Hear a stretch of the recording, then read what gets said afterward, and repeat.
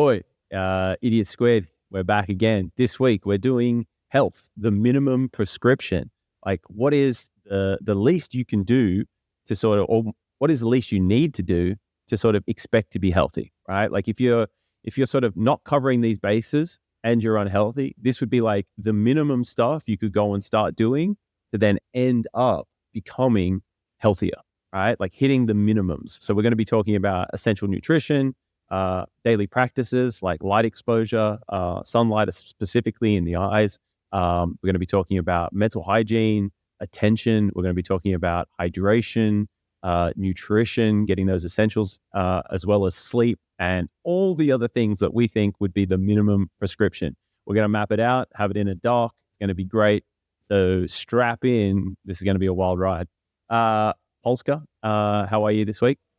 Excellent. Having an excellent day, brother. What about you? Also excellent. Thank you very much. It's a great day.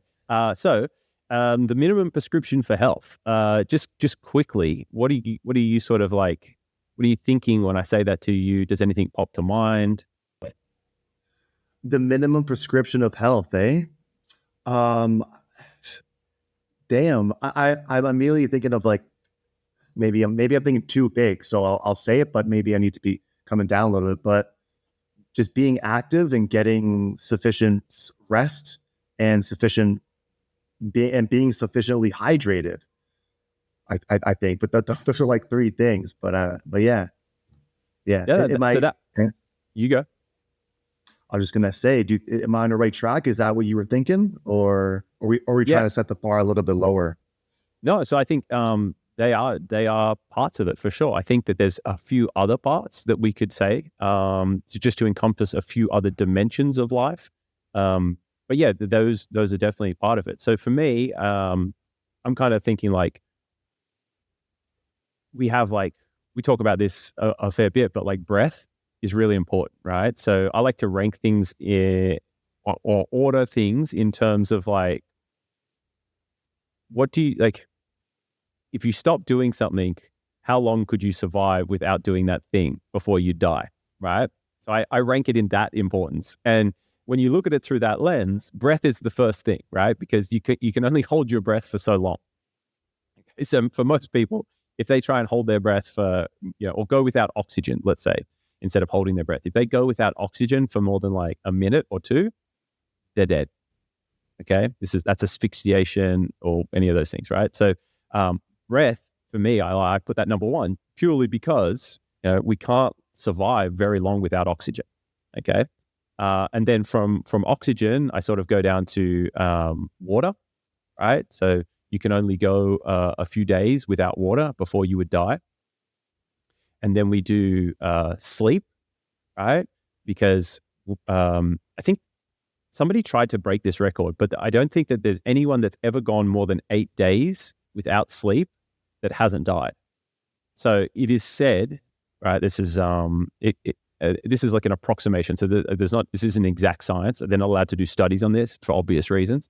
But about 8 days is what's typically said is like the maximum amount of time you can go without sleeping, right? So if you stayed awake, how is that even possible? Oh, exactly, right? Like intense, but yes. So yeah, like are they giving drugs?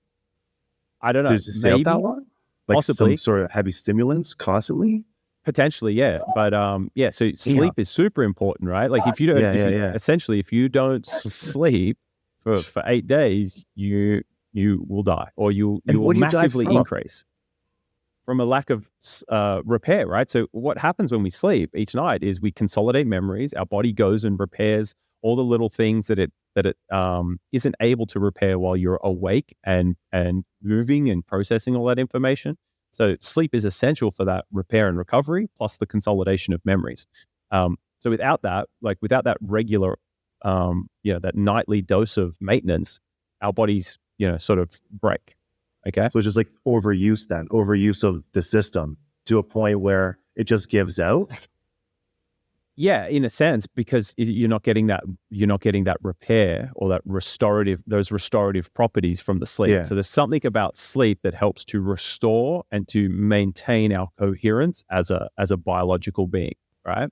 I So could see maybe like heart failure occurring actually.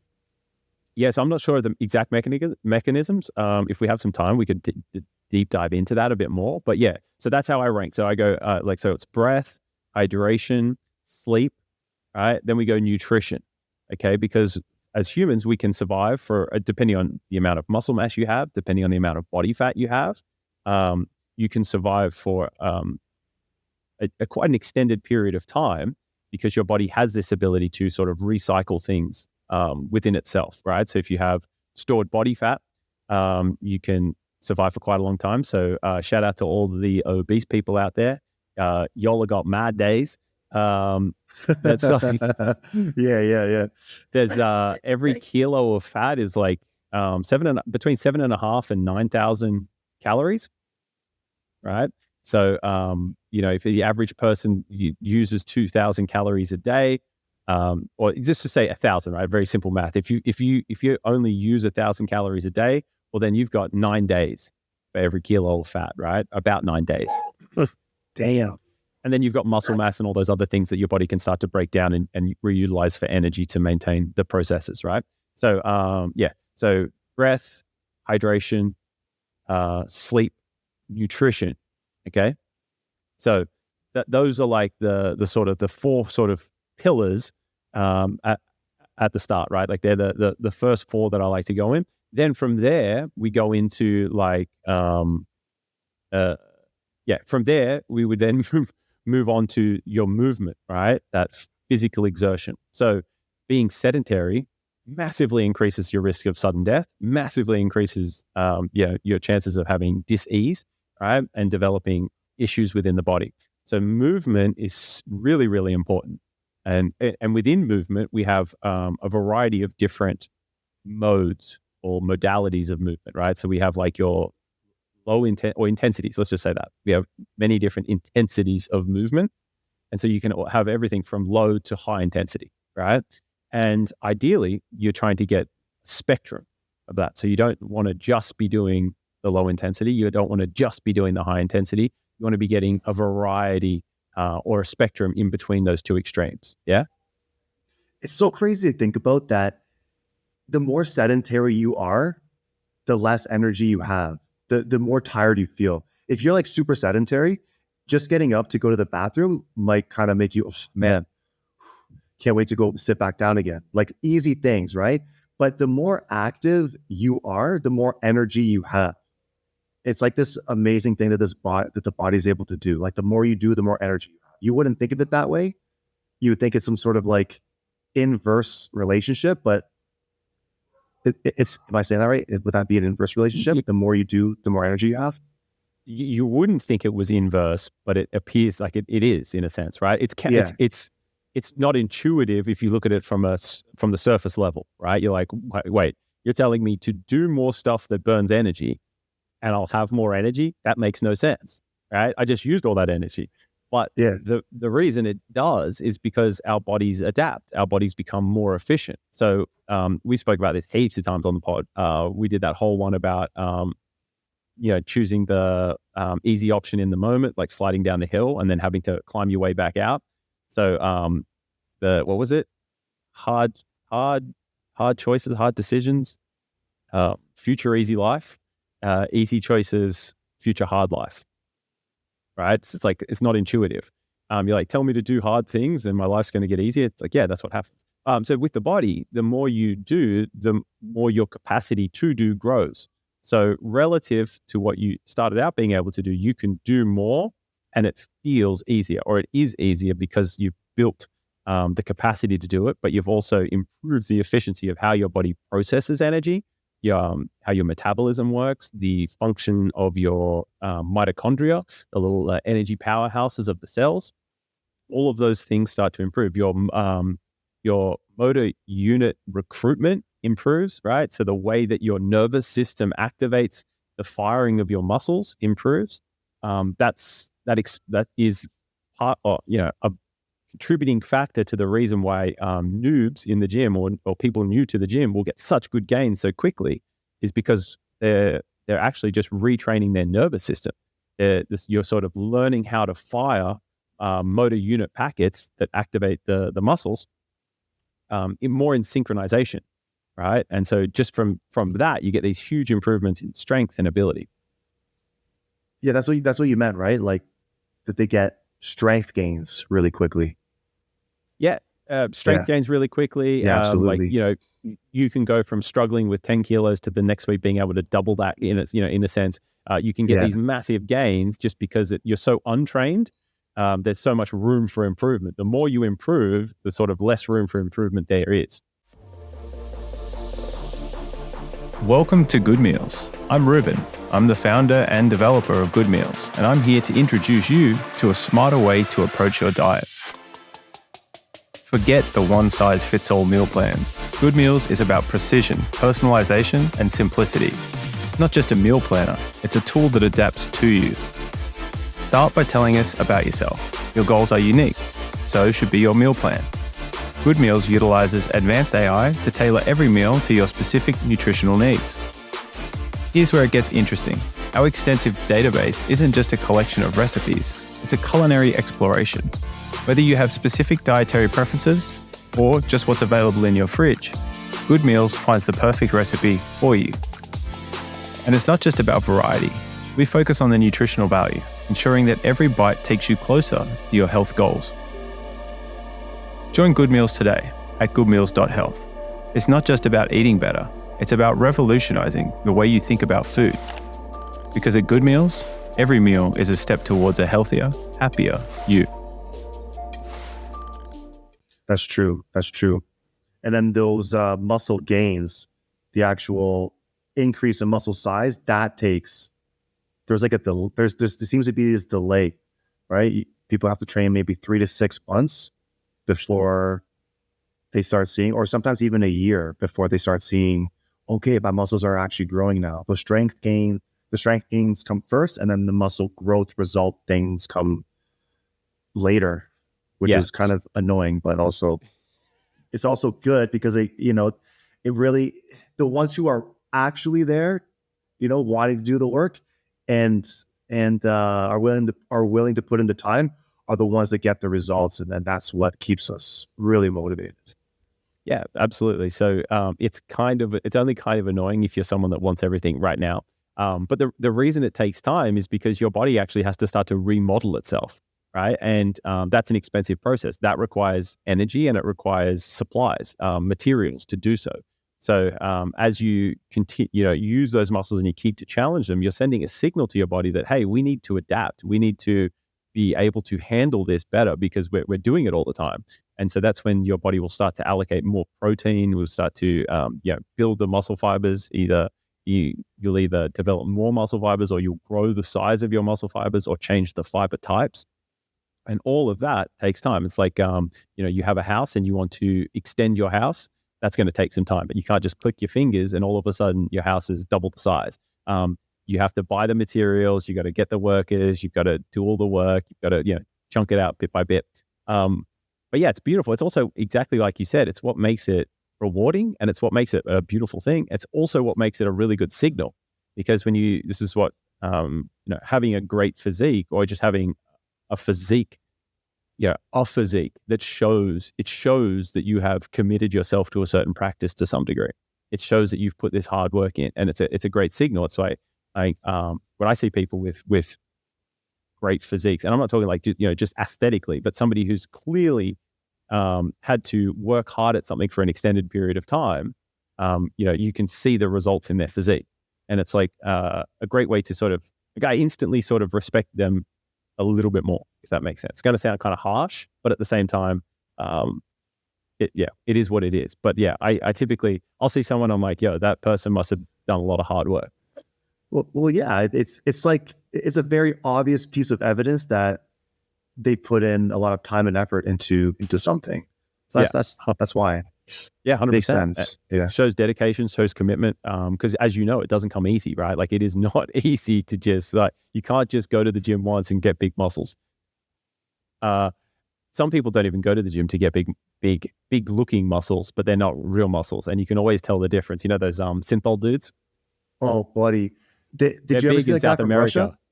Yeah, they are in Brazil, especially in Brazil. Yeah. I've only ever seen one example here in Colombia, but I know in Brazil they do it a lot. And there was this Russian guy. You ever see that guy? Is he the guy that he ended up getting an infection or something? Dude, yeah, that's him. Man, he Yeah. went, the problem with that is when do you stop? Like that's the thing. Like these guys don't know when to stop. That's the problem. Yeah. But part of it is also because it's too easy, right? Like it's so much easier to just go and buy some oil and stick a needle in your arm and shoot the oil in. Like that's part of why they can go to such extremes, is because it's essentially so easy. Like you just put more in and you look bigger. It looks dumb to an educated person. Fuck. Yeah. But yeah, that's why. It's because I think it's kind of like sugar in a sense, right? Like why is sugar so easy to overeat? It's because it's so delicious and it's so available. It's the same as that stuff. Like they've obviously got some sort of mental issues in some sense, or body dysmorphia. And yeah, they've found the shortest path. And for them, the shortest path is putting, in some cases, motor oil into their arms. Yeah. I remember that Russian guy. He was talking about, he was just putting whatever, anything he get his hands on. Like some of the stuff. Well, I mean, any type of oil you'd be putting into can be harmful. But yeah, it's synthol oil is the most common one, isn't it? That's what it's called, I think, synthol oil. Buddy, it's just so crazy. Apparently it hurts too. Like when you're injecting that shit, it is painful, I heard.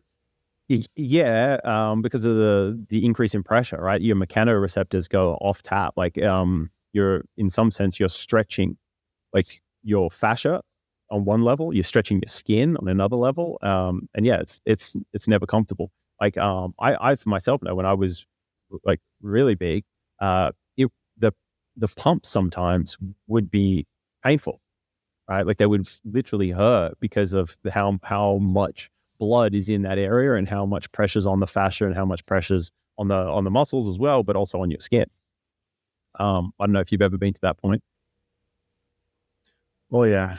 I was just thinking how uncanny it looks when you do the synthol.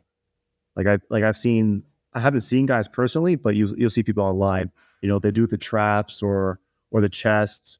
The most common is probably bicep, tricep, but it just all looks just so uncanny. It's like when you see plastic surgery done on someone's face.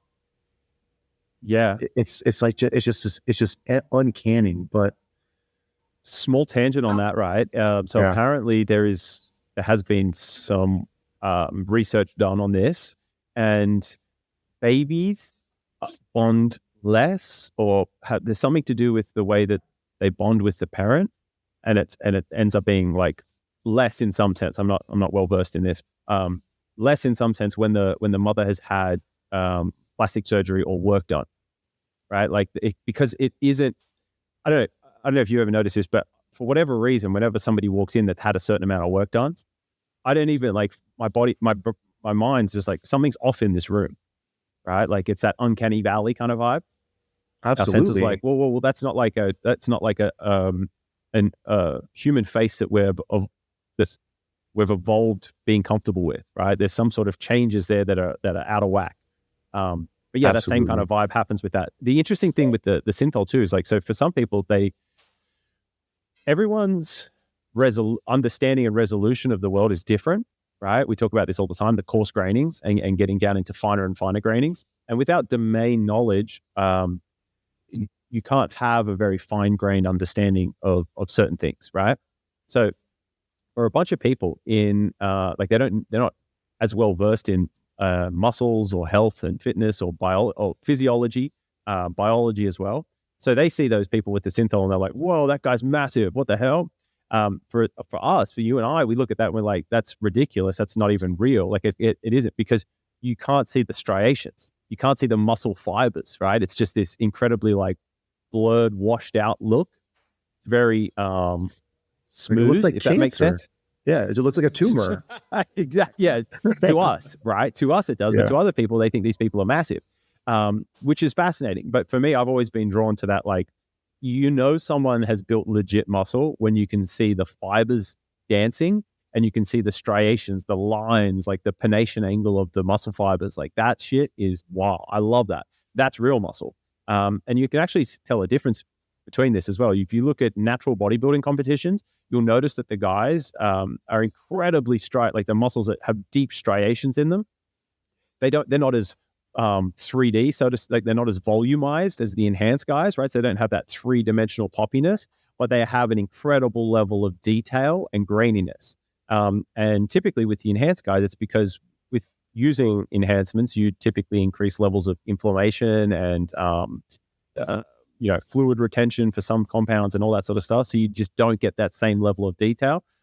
But as you mentioned, a lot of guys now are using things to inflate the size of the muscles artificially, so to speak, not through actually growing the muscles, but by either inducing local inflammation or in some cases putting compounds into the muscles that inflate the muscle, or like put fluid into that muscle, so to speak. Yeah, I've heard that. I've heard about that actually. I've heard about people doing that before. Yeah, they do it before a comp, right? Like maybe 24 hours beforehand or something other. Yeah. And if you've got a keen eye, you can pretty much always tell. Oh, those judges know, dude. Those judges know instantly. You would hope so. I would hope so. Okay, so we got a little, sorry about that side tangent, right? So I'm just getting this thing up. You can let me know. We'll build this out. It's going to look very rudimentary to start with, but breathing, it's an interesting perspective, the way you laid it out.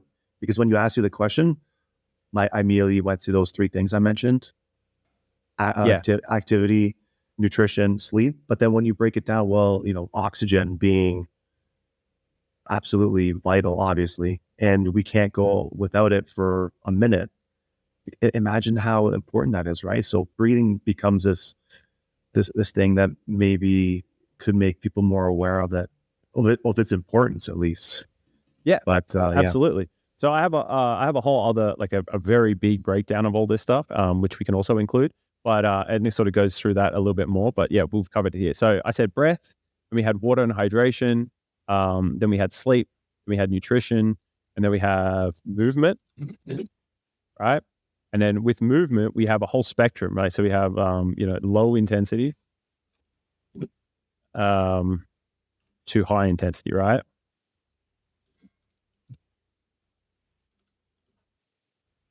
And we want to make sure we get a variety of that. Now, the cool thing is with low intensity, because it's low intensity, you typically you want to do it for a little bit longer, right? But the more you get up into the high intensity, by definition, you can't do that for very long. So you can get only short periods of high intensity, short bouts that you need. So anywhere between the 5 to 10 seconds of high intensity, really true high intensity, is all you need. So the harder it is, the shorter you can do it for, and it has benefit. And the easier it is, kind of like the longer you got to do. So it's an interesting sort of trade-off, right? I think you said this earlier. You said it's ideal to get a little bit of both if we're going to optimize. There's actually a lot of good studies around that. I remember when I was in school, I was looking at studies looking at being active throughout the day in comparison to just active for 1 or 2 hours in the gym. And activity throughout the day had higher health outcomes in comparison to groups that were only active for an hour, in a concentrated hour of that day. And I believe that was shown in children.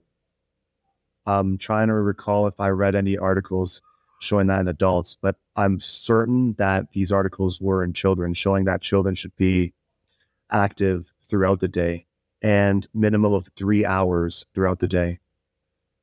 And a lot of the studies were talking about how children don't even meet an hour of physical activity throughout the day. Yeah, that's wild.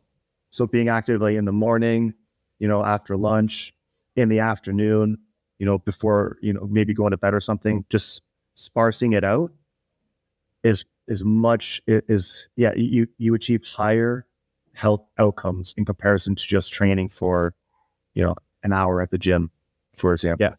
So, so one Dr. Rhonda Fitzpatrick, she's a big proponent of this kind of stuff, but like saying that people should ideally try and get like, 1 to 2 high intensity bouts, like literally, 5 to 10 seconds, like, two bouts of that in the morning, in the afternoon, and towards the evening or in the late afternoon, right? And then obviously, moving throughout the day as well. But like that kind of stuff really does make a big difference. And then we also with this, another one, so I'm just going to put this as like a subheading here, but we have load, right? So I'm just going to make this a bullet point. 1 second. Rhonda Patrick, I haven't seen anything from her in a while. Is she still? Yeah, she's still doing her thing. I don't know why I haven't seen anything from her in a while. Like it's been a couple of years, I think, actually, since I last heard her on a podcast. Yeah, I don't know if she does a lot of pod stuff. I think she's pretty big on X, formerly known as Twitter. But there's a bunch of stuff. Yeah, she's still around. But yeah, so with the load, load now, right? We have a lot of people think like, eating more calcium is going to make your bones stronger.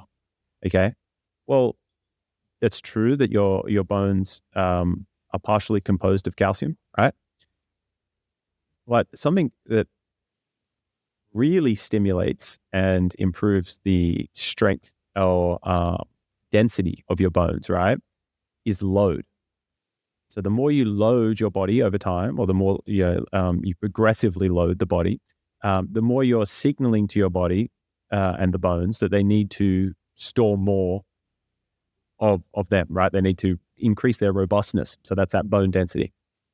So, just eating calcium isn't guaranteed to, improve your bone quality unless you're not eating anywhere near enough calcium, right? That's going to make a big difference. But on top of that, consuming an adequate amount of calcium and loading your body is how you're going to improve bone density the best, right? It's going to maximize your ability to improve bone density. So we want to progressively load our bodies over time. One, that epigenetically signals to us to build more muscle, to become more robust, right? To store more things that make us us. Yeah, like more minerals, more muscle, more protein, etc. So load, and we want to progressively load. Did I get right? I missed an I. We want to progressively load over time. And we can say here it's good for bone density and muscle mass / retention, right? So there's a really cool thing now.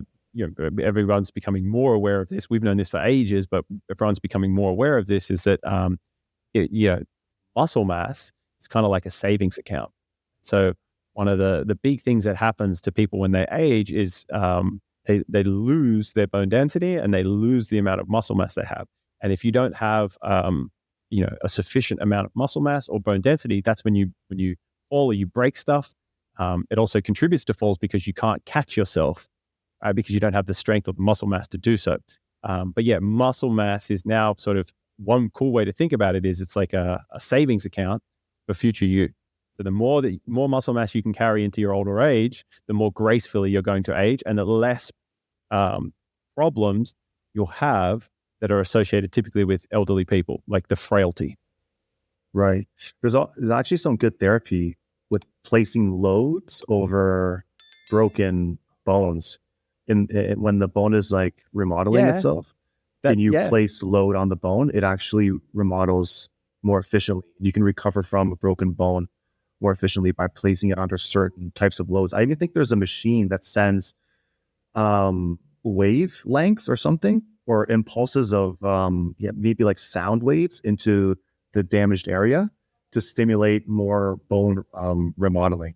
But even doing certain exercise depending on what stage of the recovery you are in. And even if you damage a muscle tendon, for example, it's not something that you should baby, right? Like if you injure some muscle tendons in the shoulder, it's not a good idea to put your arm in a sling and just have it in a sling during your recovery. Like it's actually good to get movement in there, even if it hurts a little bit. Like a little bit of pain is okay. I think a lot of physical therapists even say, if the pain's like 3 or 4 out of 10, that's fine. But if you start getting, up higher, maybe you're doing a little bit too much activity. But babying an injury is actually just going to reduce the amount of recovery. But if you place a stress on those injured areas, like it sounds sort of counterintuitive, but certain types of stresses on that area actually stimulate recovery. So it's stress is a stimulus, and it's really important to make sure you do. So the loading is really important for like you said, healing bones, remodeling the bones, and bone density. Same as with those injuries, like you just mentioned. The trick is when you do injure something, yes, it's okay to take it out of action for a short period of time, but each day as you're healing, you're getting adequate nutrition, you're getting your sleep, you're hydrating, you're making sure you're getting your good quality breath work in, like oxygenating your blood so that all those processes can run, and you're sufficiently nourished, right? Then gradually or progressively moving and loading that joint or tissue or that injury is going to help with the recovery process. So gone are the days where, people say, oh, you got to lie down for 8 weeks, right? That's really bad advice. Or, this is out of action for this long. Even now with like broken legs and things, they're getting people to start load bearing much sooner to help with that recovery process. The body's amazing in that regard. Okay. So moving on from movement, does anything else come to your mind? In terms of movement? No. So we've got breath, we've got water / hydration, we've got sleep, nutrition, then we've got movement. What else? Mental health, mental. How did you put it? Mental hygiene. Yeah. So we can have mental hygiene. We might change the order of this, but we'll add this. Well, what did you have in mind before that one then? The way I typically start to rank these after this is I go into light exposure. Right? Let's do that. Let's do that then, because I think you have this, you've had this organized in your mind for quite some time now. So you've thought about this. So we might as well just lay it out the way. We can. The beauty of this is we can add things and then we can adjust the order. Doesn't matter. But the way that I had it organized in my mind is typically like this. So mental hygiene is definitely a big part of that. But I don't think, like people can go for a pretty long time without worrying about their mental hygiene. It's not catastrophic quickly, if that makes sense. Like people can live very long times with bad mental hygiene. It's like some people live their entire life, so to speak. Exactly. So and it's only just because it helps me to think of it in this way when I think of in terms of like importance for that. So if you really interesting thing about light and darkness is if a baby is born and that baby isn't exposed to light, like that baby's kept in a dark room, the baby will not connect. The brain won't connect to the eyeballs, so to speak. So the baby will end up being blind. So we need light exposure for many things, but it's the difference from that. Like we have a circadian rhythm, and that's based off the cycle of the sun and the rotation of the planet, right? Or our cycle around the sun and the rotation of the planet. But light and dark is really, really important. So you wouldn't be able to, stay outside all day, every day without protection or anything else for, a very extended period of time. Unless you had a lot more melanin in your skin, then you would be able to do it for a lot longer. But we don't. We are melanin poor. We're part of the melanin poor crew. God dang. But your bodies can. Anyway, there's a whole bunch of stuff you can do to help synthesize more melanin. Anyway, light and dark. So I think light and dark is really, really important. So in the morning, like when you wake up kind of vibe, you want to signal to your body that it's morning, to take advantage of the sort of the systems that we've evolved to have to get up and move during the day, right? Like it signals to us at a very fundamental level that we should be up and doing things. And so light is a very powerful signal in that regard. And then on the other side, the inverse of that is darkness. We also need that darkness, that absence of light, to help the body sort of to signal to in one aspect, signal to the body that it's time to sleep, time to wind down. time to, get into that restorative process. And I think that's often underappreciated by a lot of people, but it's not one or the other, right? It's both. We talk about this all the time. And so it's making sure that we get adequate light exposure in the morning and throughout the day. And then in the evening, we're getting an absence of light so that we can appropriately wind down the process in the body and get into that deep restorative, repairing process of sleep. Hell yeah. Mad important, guy. The sun's mad important.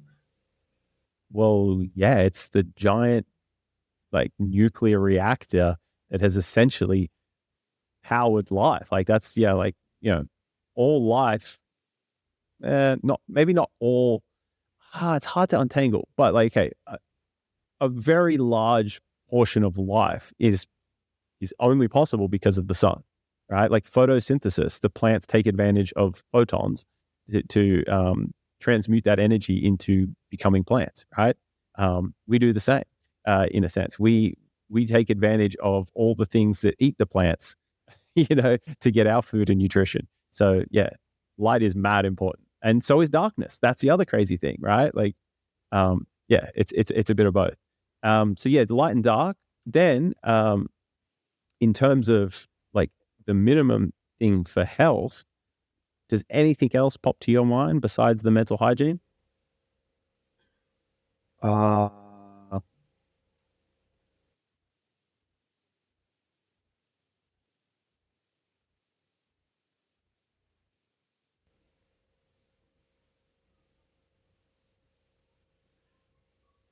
No. Breath, hydration, sleep, nutrition, movement, light and dark, mental hygiene.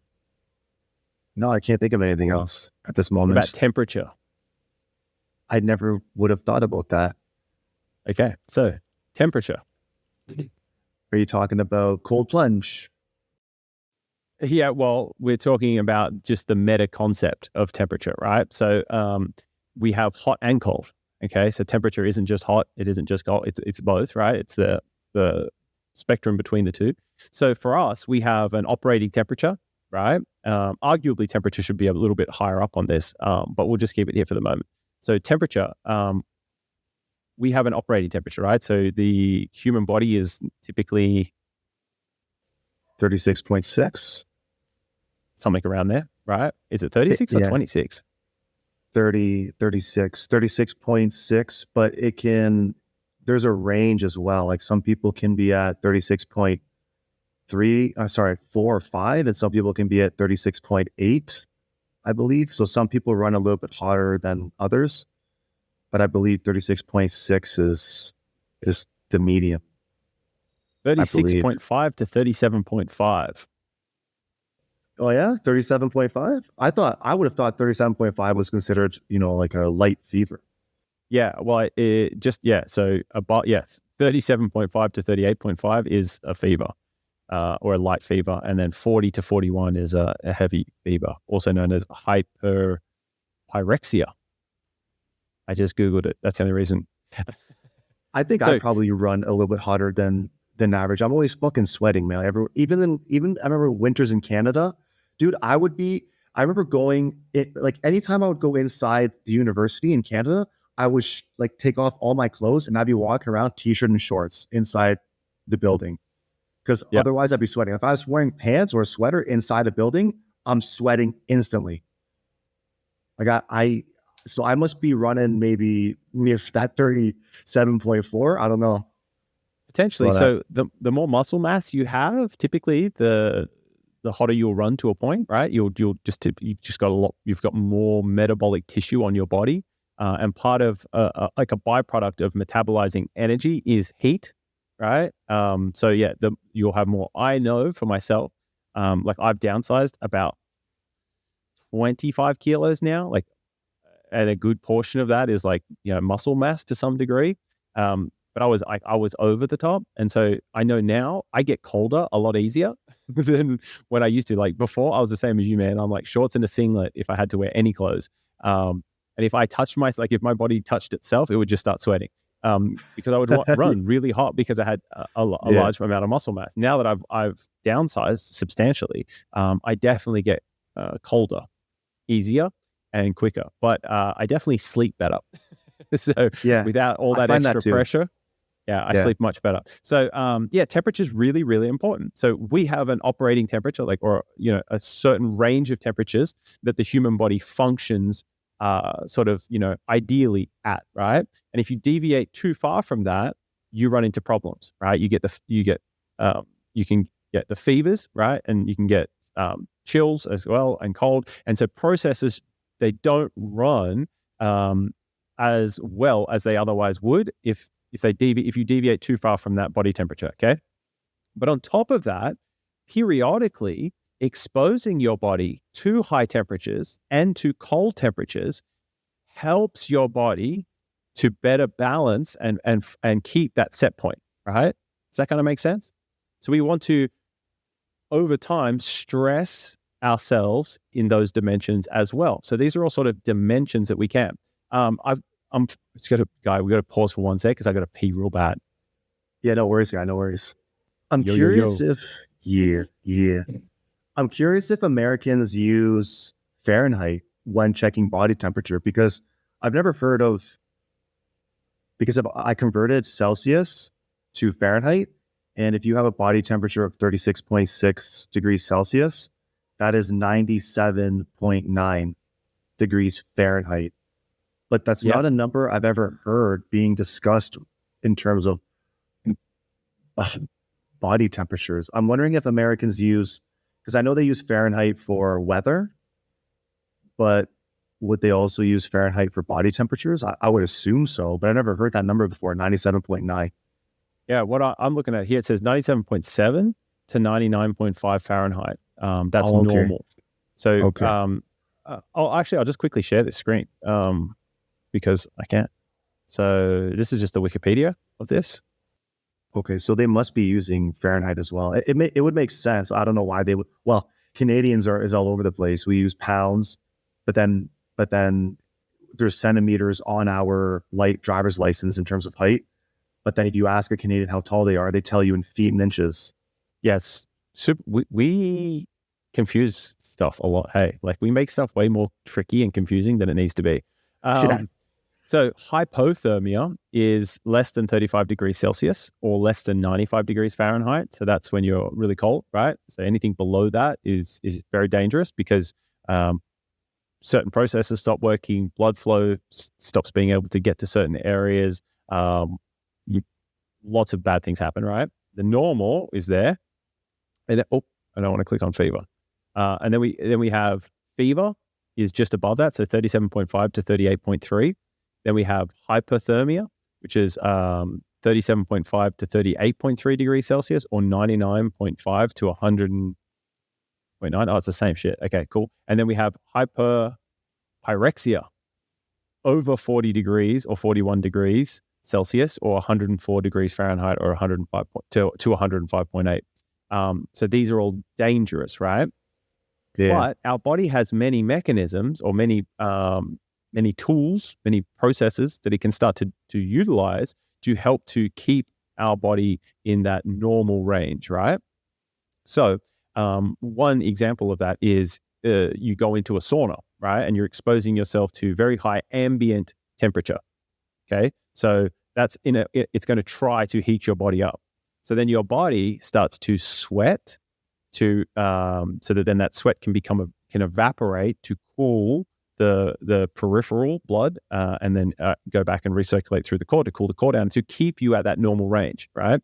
So again, the reason why these things are important and valuable is because by challenging your body in that dimension, you're improving its ability to achieve those things, right? So you can become more efficient at maintaining your temperature in hot environments, right? And then if you do the inverse of that with cold, so cold exposure, then your body also learns and develops, improves its ability to heat the body back up, right? So to activate metabolic processes and to fire things back up so you can start to heat your own body, right?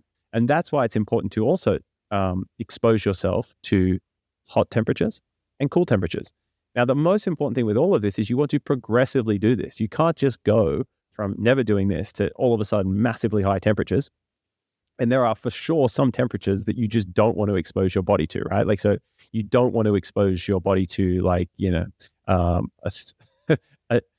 a new like fusion level temperatures, right? You would just melt. Okay, you would incinerate. There's bounds to this, right? And so we just want to, we have our set point, and we want to gradually be able to push out to the sort of, not even the maximums. You can probably stay shy of the maximums to some degree, but there is a range there that we can expose ourselves to improve our ability to maintain that normality, or that sort of homeostasis. Yeah. Yeah. Okay. So we've got the temperature. I might just actually see if I can pull this in, paste it in this other doc. The hyperthermia.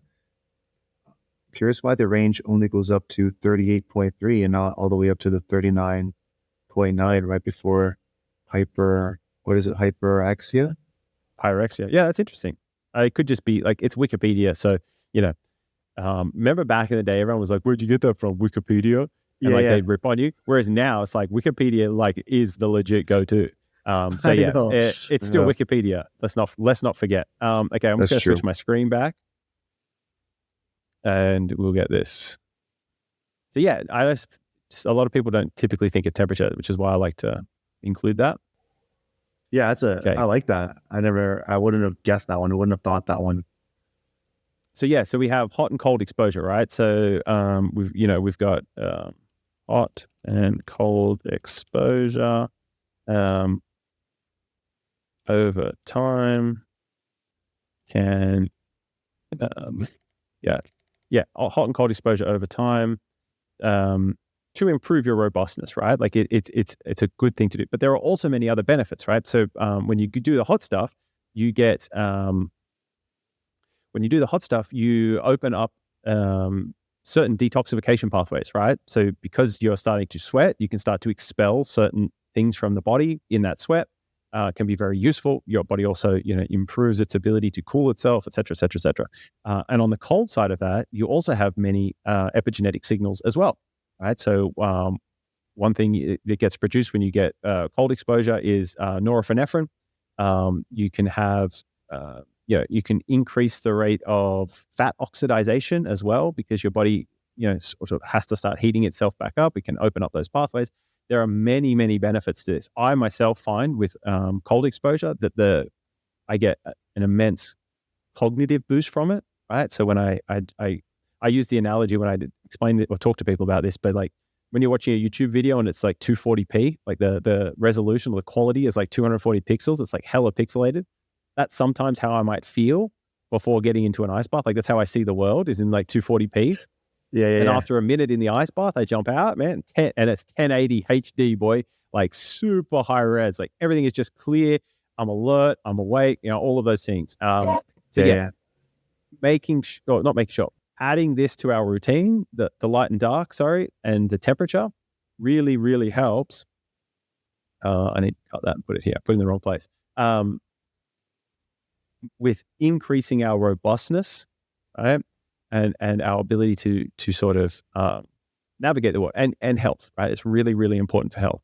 So there's a bunch of stuff that with temperature for saunas. So saying that I think it's between 30 to 110 minutes a week of sauna reduces your chance of sudden death by 50%. Or maybe it's between 60 and 90 minutes. And then same for ice bath. There's some study, but like 11 minutes of that ice bath or cold exposure a week also reduces your chance of suddenly dying by 50%. So like, I don't know about you, but I definitely want to keep my chances of suddenly dying pretty low. Guys saying I want to live forever now, man. You know that. Or at least a decently extended period of time. Yeah. At least 100 years, guy. We got to at least live 100. I think that's a good goal. That's the minimum. Yeah. You just got something up you want to share? Yeah. Well, because I remember something about brown fat tissue. as a Yeah. response, because babies are born with a good amount of brown fat tissue, I believe, and it's something that is not conserved well as we go into adulthood. I might be getting that wrong, but I remember that there is some sort of association between cold plunges and brown fat tissue. So I just want to look that up to make sure, because sometimes I usually say a lot without. Yeah, I can jump in for a little bit.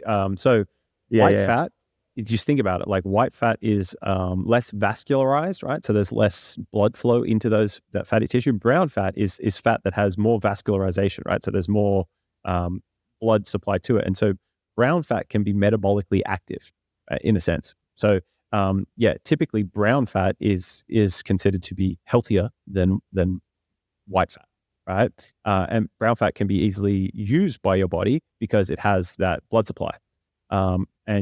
So cold plunging can help to shift the ratio of white fat to brown fat. So it can help convert current white fat into brown fat.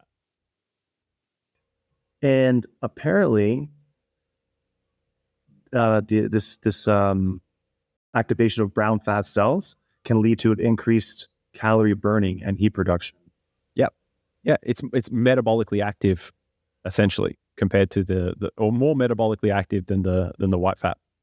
So switching from more brown, if you have predominantly white fat on your body, getting some of that white fat converted into brown fat is going to improve health outcomes, and cold exposure is one way to do that. You remember telling me about some sort of, I believe someone in your family was doing it, where they would expose a certain part of their body to an extreme cold source, or I don't remember, or maybe it was through ice packs, but they would freeze fat cells, bro. Yeah, freezing fat cells. How does that work again? So the fat cells freeze before skin cells, essentially. And when you freeze a fat cell, it crystallizes, right? And so it forms a solid crystal lattice thing. And when you unfreeze it, they break. And so then the fat cell is no longer viable. So your body metabolizes it and expels it.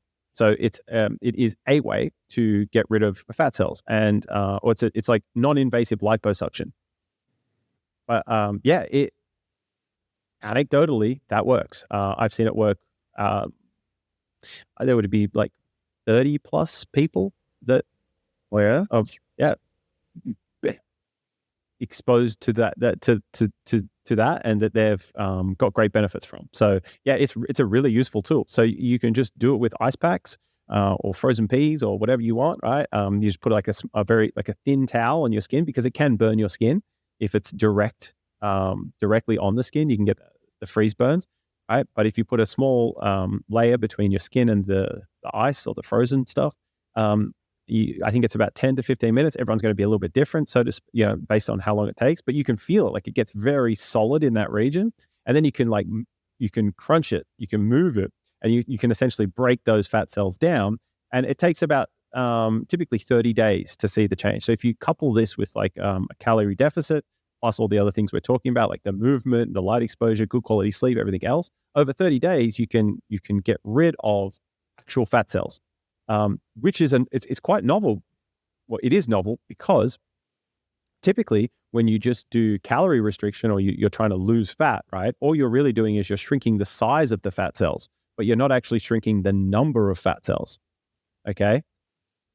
But with freezing and with liposuction, but with freezing specifically in this conversation, you can actually get rid of the fat cells. So you can reduce the number of fat cells you have and also the size of them. What's the maximum amount of time you can submerge yourself in an ice bath? And it'd be beneficial? Well, there's a limit, right? I'm wondering if you could achieve that technique, but I'd be worried about submersing myself in an ice bath for 15 minutes. That might be a little bit too long, right? So typically from the stuff that I've read, it says, 10 minutes is kind of the max you want to do for the cold exposure. And then it becomes very it's a stress at the end of the day. Saunas are stressful, cold plunges are stressful. All of these things are stresses. And we know that a little bit of stress progressive stressing over time helps to build our bodies, but too much stress in an acute or in a short period of time can break us, right? It can have negative effects, like significantly, really bad effects. So cold plunge still does, because again, it's converting that white fat to brown fat, which makes it easier for your body to then get rid of. But I don't know if you'd want to use ice baths as a way of doing the freezing your fat cells. You could just do a more localized treatment, so to speak. And that's what it's really good for, is localized fat reduction. Remember how back in the day, everyone would be like, there's no way to do localized fat loss. Like your body will dictate where it goes from, you know, like you got all those, the bros. And it's like, bro, look at like the things that they use a lot that have more blood flow are typically leaner. It's the areas that don't have a lot of blood flow that typically aren't. So yeah, like you can. And anyone that's, you know, bodybuild or done whatever enough and played around with these things knows that to some degree you can get like specific areas to get leaner a bit quicker than others. There are ways to do it. But with the freezing, that's definitely possible. Dope. Yeah, but really anecdotally, good. Right? Because there is some science on it. I think the first, I don't know, I think we've done something on this before. I think we tried to find the study. I don't know if we could, but apparently there was, the way that they found out about this is that there was some sickness thing in some country, and they had like all these babies in the care unit, and they needed to get them like food or something, and it's like really hot, or they all had fevers. And so what they did is they didn't have enough nurses to feed all the children or the babies, whatever. So they got them like icy poles, and they rest the icy pole on their face so that like the babies could just lick it, and they could get could get energy in to keep them alive, and it could help to cool them down, right? And what they noticed is that after like a couple of weeks of this, the babies had like little divots in their cheeks, because apparently the icy pole froze the fat cells in the cheek, and then the body metabolized that, so they ended up with less fat there, right? We could potentially try and dig into that on another pod if we wanted to. That could be. We could put the research. We could put that together in one place so that future people can know if we care to. But yeah, maybe not right now. So this is something I put together a while back. This is what we can include in the show notes. But this goes through. So it's, you know, balance, the minimum prescription. So we talk about how balance is such a key concept, right? So, you know, it's not just light, it's not just dark, it's learning how to balance the two. It's not just feeding or nourishing, it's also fasting. So it's, you know, putting it into your body, but then also times going without. It's not always exercising. It's also, you know, it's exercising and sleeping. It's learning how to balance the extremes of the dimensions. So each dimension will have its upper and lower limits, or its bounds, right? Its extremes. And it's learning how to balance between those two. And one way to learn how to get better at balancing over time is to expose yourself to closer to the extremes, if that makes sense, right? So I can balance pretty well just standing up. If someone comes and pushes me really hard, I might fall over. But if someone comes and pushes me a little bit, I learn how to counteract it. Someone comes to push me a bit harder, I can counteract it a bit better. And over time, you can expose yourself to bigger and bigger pushes, and you can account for that push better and better over time. That's how you can develop this balance, right? So here I've got a couple other concepts, and this is where we get into your mental hygiene, right? So mental hygiene, I actually had this first on these ones, guys. Sorry. You said you were kind of on the money, but like we just discussed what health is. Then I discussed the concept of learning to love things that love you back. Right? So learning to do things that are actually additive to your life, like they love you back. One concept that I like to talk about there is like, you know, a lot of people might say, you know, but I just love watching TV, right? But does TV love you back? Like, does anyone on the other side of that program or on the other side of that television actually care about you? Possibly not, right? Is it adding to your life? Maybe not. You know, I love McDonald's, but does McDonald's love you back? And so it's not that you don't ever have to eat McDonald's or never watch TV, but just understand that like those things might not love you back. So maybe don't love them as much. And learning to love things that love you back, like eating good food, having good connections with different people, etc. There's a concept of degrees of freedom. So understanding about like how what you do today can influence your options tomorrow, right? What freedoms you have or don't have tomorrow. So one easy analogy is like a savings account. By saving money today, in the future, you have more money to do more things with. So you have more options, right? That's degrees of freedom. Then we have breath, hydrate, which we've already covered, nutrition, so nourish. But then on the flip side of that, we have fasting, all right? So periods of going without and what benefits that can have, such as autophagy, the body's cellular repair mechanism and recycling process that goes through and clears up the error codes and the processes that aren't necessarily doing their job.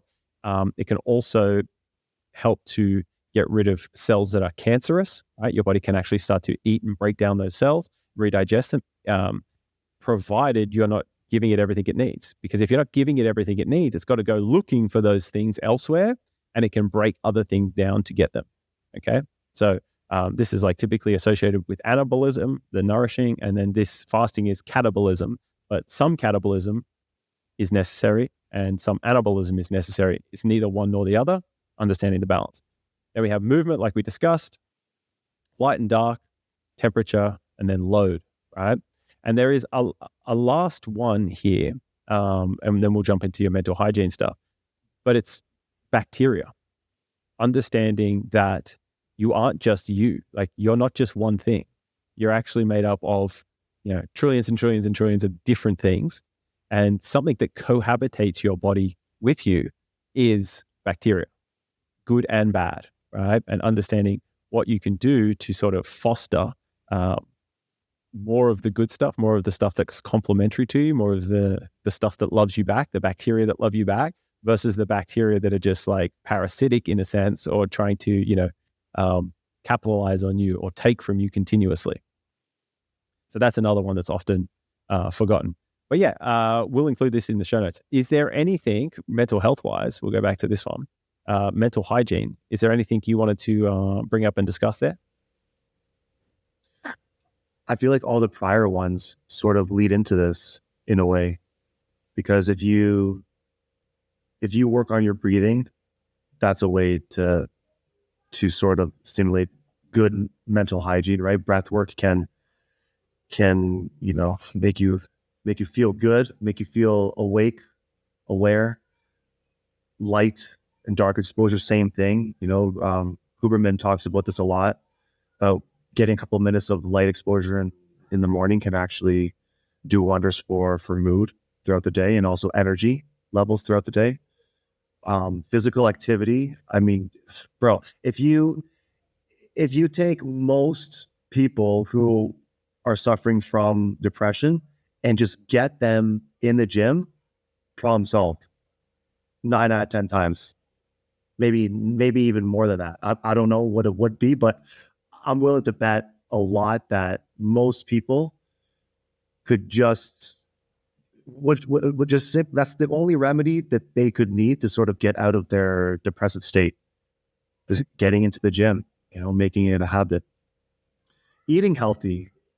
I mean, bro, when you eat healthy consistently, you feel on another level, right? The body can adapt. I've had weeks where I'm eating like shit, and you adapt, but then when you start eating healthy, you're like, holy fuck, like this is on another level, right? What else do we have on that list? Temperature, cold plunge, same thing. It can help with mood. Getting in a sauna, same thing, can help with mood. Actually, going in the sauna before going to bed can actually help with sleep as well. And then sleep quality, it's another thing. If you get enough sleep consistently, your mood will improve. So mental hygiene is encompassing all of the previous health outcomes that we were discussing. Yeah. Mental hygiene is arguably a consequence of what you do with your body and what you expose it to, right? Like your mental health is like heavily dependent on what you do each day, with your body. And I think you nailed it. Like it is, if you tick those boxes, you kind of get mental hygiene for free. Like it's a bit of a hack, right? Like a lot of people go about it the wrong way, so to speak. Like I'm not against therapy, right? I'm just saying that like a lot of people go and talk about all this shit a lot, but maybe people need to talk less and fucking do a bit more, like maybe don't go sit around talking about all this shit. Cause one of my favorite quotes of all time is the mind is a magical place and in itself can create a heaven of hell or a hell of heaven. Right. So you can sit in this therapy and you can talk through all these things, you can come up with all these different theories or whatever. But at the end of the day, if you actually tick in these boxes, what you find is health is just a consequence of that. Like it's just an outcome. By doing all of this stuff, you just have it in a sense. And that's mental and physical. And it's that behavioral biology. They're tied together, right? They are absolutely, which is, it's a fascinating and beautiful thing. But yeah, like there for sure is a set of behaviors and actions that you can do as a human being that definitely enhance the quality of your life and enhance your ability to participate in life, right? To navigate life, to make them, you can make the most of it by doing these things. And it's pretty simple. It's like, yeah, breathe. And don't just like breathe, like take for granted that you breathe, like focus on understanding that there are different breathwork practices you can do. If you increase your exhales and you shorten if you increase your inhales and you shorten your exhales, you'll energize. You can also get anxious, right? You can become overstimulated. It will stimulate you. If you reduce your inhales and you extend your exhales, you'll relax, you'll calm, you'll slow down, right? And so breath is an incredibly powerful state change tool, right? Just changing your breath changes your state, right? Massive. So understanding that is huge. Same with the hydration, understanding that the body is composed of over 60% water. We need it to maintain the processes in our body effectively, both detoxification, nourishment in terms of blood flow and cellular health, all of these different things. So just making sure you're getting enough of that stuff in. And hydration isn't just water. It's not just water, right? I need to get rid of that. Hydration, not just water, but electrolytes, right? It's electrolytes, it's minerals as well. You got to make sure you're getting them in. And then on top of that, sleep, right? Like getting good quality sleep, man. Like I know for myself, if I don't have good quality sleep, I'm not the same person I would be if I did. I'm a little bit shorter. My fuse is a bit shorter. I'm a bit grumpier. I'm not going to have the same time for people that I otherwise would. My body doesn't function the same. I'm not going to have the same energy levels the next day. I'm not going to have the same clarity or the ability to think about things as clearly as I otherwise would. So just working on that, getting good quality sleep, making sure your room's dark. You've had some heat exposure, like a hot shower or a hot bath or a sauna in the evening before you go to bed to help cool that core temperature. Again, making sure there's like little to no light, no photons around your room when you're sleeping, trying to keep it quiet so your body can relax down into a deep state of rest. On top of that, nutrition, making sure you're giving your body all of the essential things that it needs to maintain the processes within itself and to rebuild itself so it can handle the challenges of life. Massively important. And again, the moving that body, like putting those things to use under stress, under load, promoting the blood flow, getting the lymphatic system moving. All of those things are super important. And it's crazy. But yeah, if you do that kind of stuff, what ends up popping out is boom, you get health and you get decent mental hygiene, man. It's like, it's not a mystery. And these are little things that we can do each day that I think are often overlooked, but are seriously powerful. And the reason I wanted to do this pod is because typically, over the last 50, maybe more years, modern medicine doesn't focus on this stuff. Their first point of call is, what can we prescribe you? Their first point of call is like, what medicines can we prescribe you? Or where can we put you? Can we put you in some mental institution? Or what do we do in that regard? As opposed to like, check if the people are doing these basic things. This is all for free, essentially, right? Like, this is all stuff that people can do. So why don't we address this? To me, this is the base. Like if somebody's not doing these kinds of things, well, then you can't necessarily expect to have these good outcomes. right? But if you tick in all these boxes and there's still problems, then for sure start to explore these other modalities, right? Other the prescription, the whatever else we need to go to. But like, first check that these things are in check. Like, is the human that's having the issues actually getting exposure to these different dimensions of life? Are they getting stimulation in these areas? And if the answer is no, then address some of those and see if that doesn't fix the problem first. Because like you said, the movement stuff, like 9 out of 10 people that are unhappy, typically when they go into some form of physical activity or some form of physical challenge, typically get over that. I would also say for mental hygiene, it's exposure. It's what you expose your mind to. If you decide on your free time, you're going to expose your mind to mindlessly scrolling through TikTok videos, as opposed to maybe taking up a hobby or working on a hobby that you already have, that time spent on the TikTok is a lot less effective of your time. It's not a good use of your time in comparison to maybe doing something that's more stimulating for the mind and soul. For example, any hobby, right? And also exposing your mind to the garbage on TikTok can lead to poor mental hygiene, actually. So I think being conscious of what you are exposing your mind to as well. Is this benefiting my life some sort of way? You have to ask yourself that. And I don't think scrolling on TikTok is a benefit to anybody's life, I would argue. So yeah, you could. I hate on TikTok a lot, but it's just like a perfect example of what not to do on your free time. But so there is people putting out good content on there though, right? But there's also people that are just trying to steal your attention. Okay. So I think that what you're getting at there is there are certain cases where people are giving their attention, their time, their energy, and their attention to things that aren't additive to their life. They're subtracting. All they're really doing is solving like a boredom / amusement / entertainment in the short term, but there's no long-term value. And they feel empty in the long term, because these people are taking or the platform, TikTok, whatever, are taking their attention, but they're also giving it to it.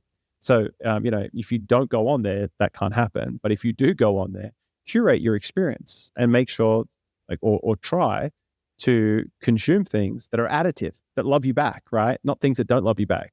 Do things that leave you feeling full as opposed to leave you feeling depleted, right? And we talk about depression in terms of even just topologically, right? Depression is that divot. That's pulling down, right, or taking out, leaving a cavity, leaving a gap there. You can go on TikTok and it can be additive. There are people trying to put good content out there. However, the way that the algorithms have to work in order to get your attention, they're vying for your attention. They're trying to keep you on that platform, right? So by understanding that, then you can selectively curate your experience. But if you don't, you're essentially just being used and consumed by large either companies or even these algorithms, which are a form of artificial intelligence, and they're hijacking you in some sense, right? You mentioned before the pod that you were going to put your phone face down because whenever you see the notification, it steals your attention, right? Yeah, that's true. My eyes just go to it. Exactly. And so that inhibits your ability to get deep into something. It's constantly pulling you out, and it can stop you from actually making meaningful progress. So yeah, that is one thing to definitely keep in mind. But yeah, I think that's a wrap. We covered all the bases. I didn't get to do the minimum levels, like how much fluid you could be drinking and the essentials, but it's all going to be in that doc. So anyone that cares can read that. Feel free to share it with your friends and family. I found it to be pretty useful. Everyone that I've shared it with and have worked with and has read it has expressed how beneficial it has been to understand these concepts in a different light, right? To think about them in a different way. But yeah, there's some basic shit you can do that almost guarantees you have good quality health and good quality mental hygiene. And I'm not gonna lie, they're fun as fuck to do. They're only hard at the beginning, right? And then you start to see the benefits and feel the benefits, and it becomes addictive in a way. So yeah, that's my piece. Nice. All right, bro. Anything else? No, that's it. We're good. All right, Guy. We good, thank you very much for anybody that listened. Peace, love, Polska. Have a lovely night, Guy. Enjoy your sleep. And we'll see you next week. All right. Love you, dude. Peace. Love you too, Guy. Bye.